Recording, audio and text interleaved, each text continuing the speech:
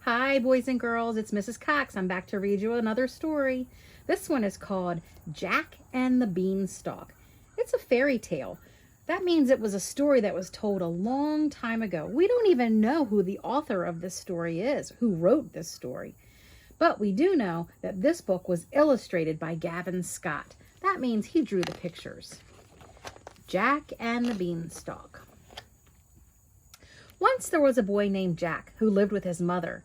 They were very poor and had to sell their cow to get money for food.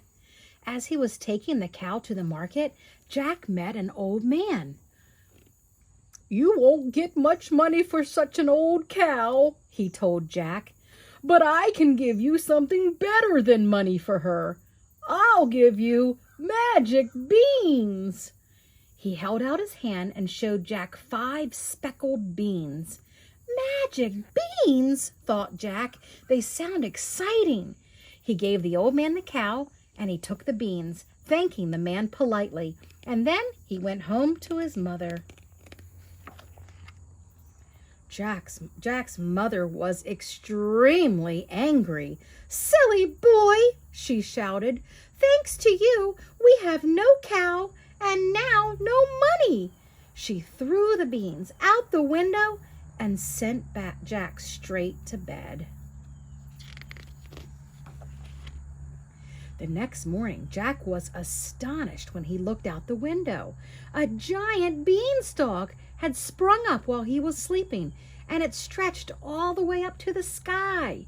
Jack ran outside, and he began to climb the beanstalk. Up, up, up he went, and higher until he reached the top. There, he found a road which led to a big house.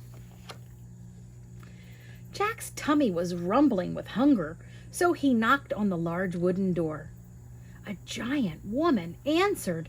She looked kind, and Jack asked if she would give him some breakfast.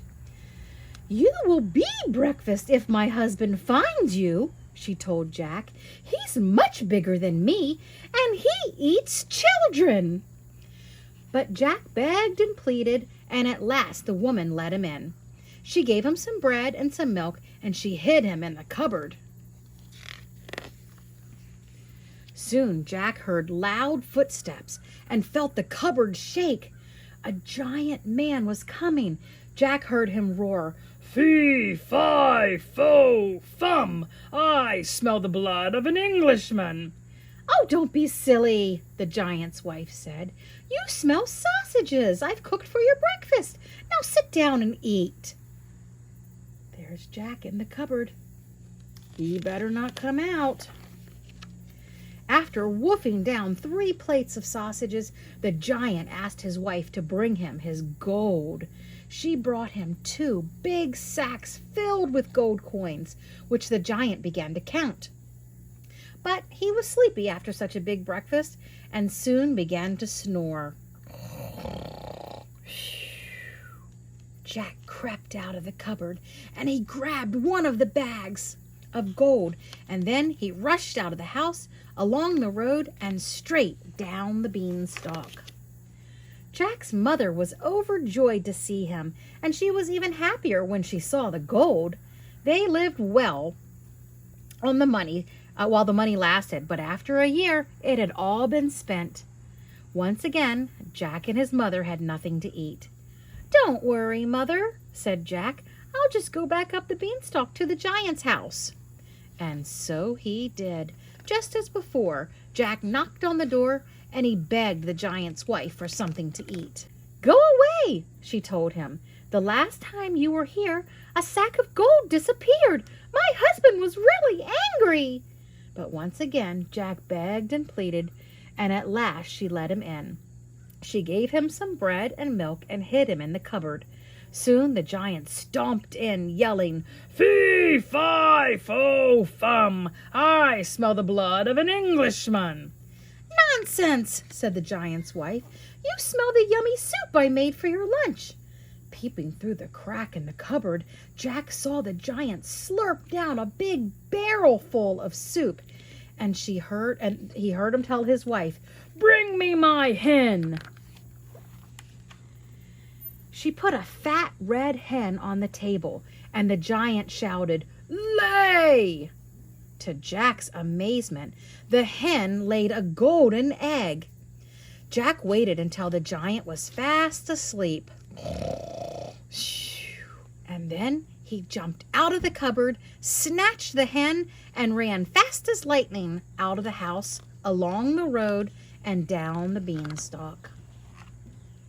Jack and his mother lived very well on the money they made from the hen's golden egg, but Jack wanted to climb the beanstalk one last time. He knew the giant's wife would not let him in again, so when she wasn't looking, he sneaked into the house and he crawled into the cupboard. Before long, the giant came crashing in. "Fee, fi, fo, fum! I smell the blood of an Englishman," he thundered. "You smell the steaks I cooked for your dinner," his wife said, and she put the platter of thick, juicy steaks in front of him. After gobbling up the steaks, the giant took out a golden harp and said, "Sing!"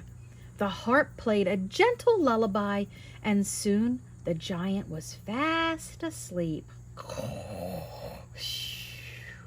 Jack sprang out, took the harp, and began to run.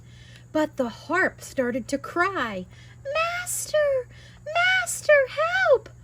And the giant woke up. With a roar, he leapt up and he ran after Jack.